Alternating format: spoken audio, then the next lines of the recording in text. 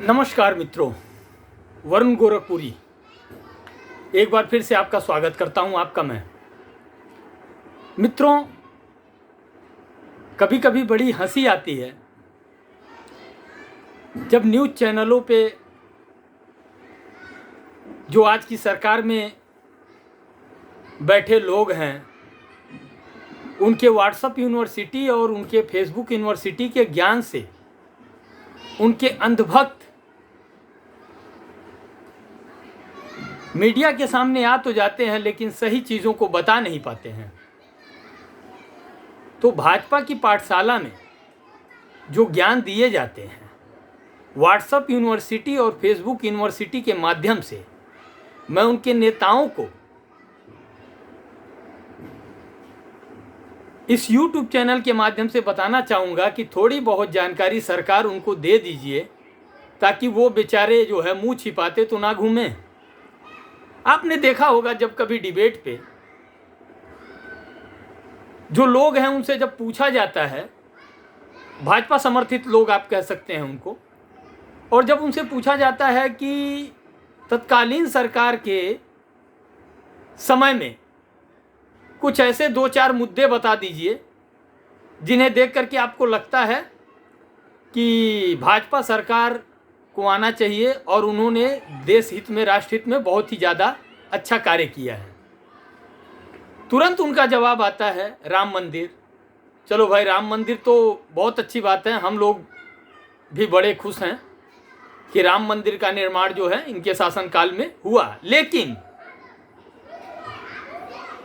भक्त जो हैं वो इसका श्रेय देने जाते हैं पार्टी को, और पार्टी कहती है कि हमने जो है सुप्रीम कोर्ट के आदेशानुसार जो उनका नियम, जो उनका कानून था, जो उनका सहमति आया, जो न्यायपालिका ने फैसला दिया, हमने उसके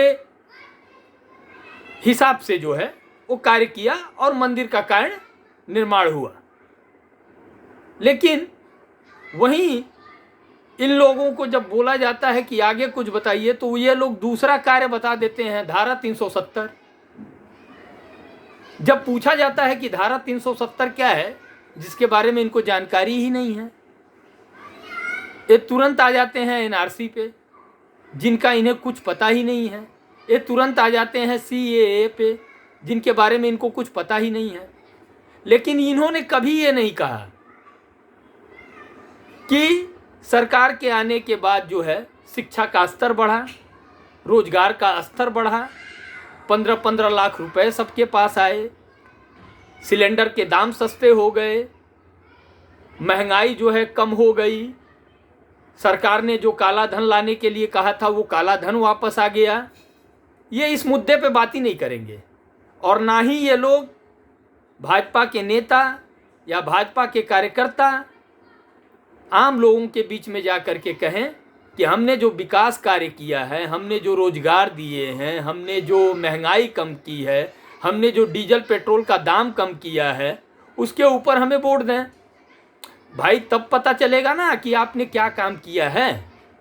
और देखिए, जिसने कार्य किया है उसे जनता के यहाँ जा करके और ये कहने की ज़रूरत नहीं है कि आप हमारे कार्यों को देखिए और आप हमें वोट दीजिए। 2014 में आपने क्या किया? आपने बोर्ड लगा दिया था, बहुत हुई महंगाई की मार, अब की बार मोदी सरकार, बहुत हुआ भ्रष्टाचार, अब की बार मोदी सरकार। आप लगाइए इसी तरह के बैनर पोस्टर लगाइए कि हमने महंगाई खत्म कर दी, हमने बेरोजगारी दूर कर दी, हमने काला धन वापस लाया, हमने जो है युवाओं को रोजगार दिया, हमने स्वास्थ्य में ये किया, हमने इतने आईआईटी की स्थापना कर दी। आप बताइए लोगों के बीच में। लेकिन भक्त हैं वो मानने को तैयार नहीं हैं। आप अगर उनसे कहेंगे तो गाली गलौज पर उतारू हो जाएंगे, वो आपसे इस पर बात ही नहीं करेंगे, तरक्की करने को तैयार नहीं हैं। तो हमारे कहने का मतलब है कि भाजपा के जो नेता हैं या भाजपा का जो संगठन है, आईटी सेल जो है, वो जो ये गलत जानकारियां और भ्रांतियां फैला रहे हैं व्हाट्सएप पे और फेसबुक पे, तो थोड़ा भक्तों को ये भी ज्ञान दे दिया जाए कि कम से कम उन्हें ये बता दिया जाए कि मतलब धारा 370 का मतलब क्या होता है, एनआरसी का मतलब क्या होता है, सीएए का मतलब क्या होता है। आप बताइए लोगों को, आपको मुंह छुपा करके ना भागना पड़े। अगर आप सत्ता में आज हैं तो ये गलत बात नहीं है, लेकिन आप सत्ता में हैं और सत्ता के लोगों को द्वारा की जा रहे गलत कार्यों का अगर आप पुरजोर विरोध नहीं करते हैं तो आपको अंधभक्त ही कहा जाएगा। हम कभी नहीं कहते कि कांग्रेस के कार्यकाल में सारी चीजें अच्छी हुई हैं, लेकिन परिस्थितियां उस समय कुछ और थी और आज कुछ और हैं। 51 में जब नेहरू जी देश के प्रधानमंत्री बने 51 या 52 में, उस समय भारत देश जो है वो खाने की औकात नहीं थी भारत देश की। हम दूसरे के ऊपर जो है अनाज पर निर्भर थे और उस दौर से उठा करके तत्कालीन सरकारों ने यहाँ तक भारत को पहुँचाया। उस समय देश के प्रधानमंत्री थे माननीय पंडित जवाहरलाल नेहरू। आप उनके ऊपर दोषारोपण करते हैं, आप उनको गालियाँ देते हैं, लेकिन कभी आपने अपने लोगों को ये बताया कि उनके द्वारा जो किए गए अच्छे कार्य हैं उनके बारे में कभी आपने लोगों को बताया? आप धारा 370 की बात करते हैं, लेकिन उसके वास्तविकता को आप कभी नहीं बताते हैं।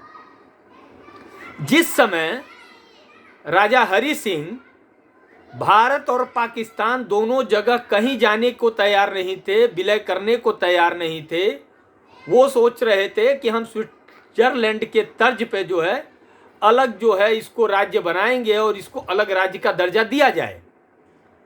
क्या हुआ? काबिलियों ने पाकिस्तानियों के साथ मिलकर के हमला किया और वो नेहरू जी से मदद मांगने आए। नेहरू जी की बुद्धिमत्ता कही जाएगी कि उन्होंने कम से कम एक ये बुद्धिमानी का कार्य किया कि राजा हरि सिंह को भारत में विलय करने पे मजबूर कर दिया और उन्होंने विलय किया भारत में। तो ये हमारे लिए एक अच्छी बात है, इसको कूटनीति के तहत अच्छा कार्य कहा जाएगा, न कि आप दोषारोपण कर रहे हैं। ठीक है, अलग राज्य का दर्जा मिला उन्हें और उसमें सहमति केवल पंडित जवाहरलाल नेहरू की नहीं थी, उसमें सहमति जो है सरदार वल्लभ भाई पटेल जी की भी थी। तो इन चीज़ों को आप बताइए, जनता को बताइए, पब्लिक को बताइए, आपके जो लोग कार्यकर्ता हैं उनको बताइए। क्यों हंसी के पात्र होते हैं मीडिया के सामने ये लोग? तो इनको बताइए। और मैं एक बात बताना चाहूँगा आपको कि नेहरू जी के कार्यकाल में इतने कार्य हुए हैं जिनके बारे में अगर शुरू किया जाए कहना तो समाप्ति में नहीं पहुंच पाएंगे हम लोग। आपको एक बात बताना चाहूंगा मैं, आज जो लोग कहते हैं कि कांग्रेस के शासनकाल में क्या हुआ, तो मैं उनको बताना चाहूंगा कि कांग्रेस के शासनकाल में क्या हुआ। जब हमारे देश के माननीय प्रधानमंत्री जी की उम्र, मतलब उनका जन्म नहीं हुआ था, उससे 4 साल पहले जो है एयर इंडिया की स्थापना JRD टाटा जी ने कर दिया था और भारत गवर्नमेंट ने उसका निजीकरण भी कर दिया था। वह सरकारी कंपनी बन चुकी थी। जब मोदी जी की उम्र, माननीय प्रधानमंत्री जी की उम्र मात्र 4 साल की थी, तो इस देश में जो है सेल जैसी संस्था का जो है इनॉग्रेशन हो गया था। जब मोदी जी की उम्र जो है मात्र 6 साल थी, तो इस देश में जो है भारत हैवी इलेक्ट्रिकल संस्था का जो है इनॉग्रेशन हो गया था। जब मोदी जी की उम्र मात्र 19 साल थी, 1969 में इसरो की स्थापना कांग्रेस ने कर दी थी नेहरू जी के कार्यकाल में। जब मोदी जी की उम्र मात्र 5 साल थी, तो ONGC जैसी संस्था का जो है इनॉग्रेशन हो गया था इंडिया में। जब मोदी जी की उम्र 34 साल थी, तो gas authority of India limited का जो है इनॉग्रेशन हो गया था इंडिया में। जब मोदी जी की उम्र मात्र 13 साल थी, तो इस भारत में भाखड़ा डैम, भाखड़ा नंगल बांध के नाम से जिसको जाना जाता है, उसका इनॉग्रेशन हो गया था। और आप उस नेहरू को गाली देते हैं जिसने देश के लिए इतने कार्य किए, आप उस नेहरू को गाली देते हैं। तो आप सबसे हमारा सविनय निवेदन है, भाजपा की पार्टी के लोगों से, भाजपा के नेताओं से, माननीय प्रधानमंत्री जी से, माननीय गृह मंत्री जी से, माननीय मुख्यमंत्री जी से, कि आप जो है भ्रांतियां न फैला करके सही बातों का ज्ञान अपने कार्यकर्ताओं को दें, ताकि वह समाज में जो है लज्जा के पात्र न बने, उन्हें मुंह न छुपाना पड़े। और मैं आशा करता हूं कि आप इन जानकारियों को उनको उपलब्ध कराएंगे। तब तक के लिए वरुण गोरखपुरी को दीजिए इजाजत। जय हिंद, वंदे मातरम।